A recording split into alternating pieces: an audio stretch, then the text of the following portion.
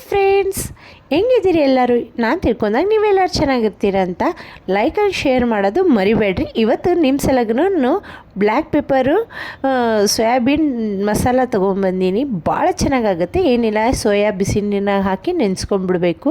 ಆಮೇಲೆ ಮೆಣಸು, ಸ್ವಲ್ಪ ಕೊತ್ತಂಬರಿ ಬೀಜ ಮತ್ತು ಜೀರಿಗೆ ಹಾಕ್ಕೊಂಡು ಚೆನ್ನಾಗಿ ರೋಸ್ಟ್ ಮಾಡ್ಕೊಂಬಿಡ್ಬೇಕು. ಇದು ರೋಸ್ಟ್ ಮಾಡ್ಕೊಂಡು ಪುಡಿ ಮಾಡ್ಕೊಂಬಿಡ್ಬೇಕು.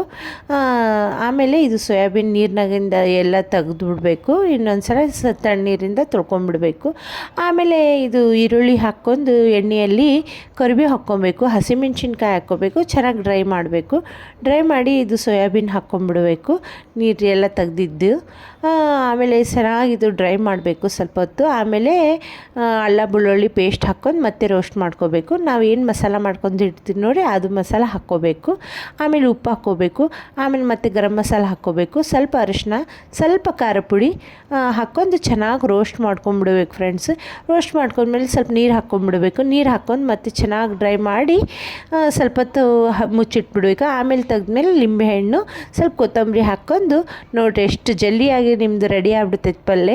ನೀವು ಅರ್ಜೆಂಟ್ ಇದ್ದಾಗ ಇದು ಸೋಯಾಬೀನ್ ಡ್ರೈ ಮಾಡೋದು ಭಾಳ ಈಸಿ ಆಗುತ್ತೆ. ನೀವು ಒಂದ್ಸಲ ಮನೆಗೆ ಟ್ರೈ ಮಾಡಿರಿ, ಹೆಂಗಾಗಿತ್ತು ಅನ್ನೋದು ನನಗೂ ಕಮೆಂಟ್ ಮಾಡಿರಿ. ನಾನಂತೂ ಟೇಸ್ಟ್ ಮಾಡಿದೆ, ಭಾಳ ಚೆನ್ನಾಗಾಗಿತ್ತು. ನೀವು ಒಂದ್ಸಲ ಟ್ರೈ ಮಾಡಿರಿ. ಆಯಿತಾ? ಬಾಯ್.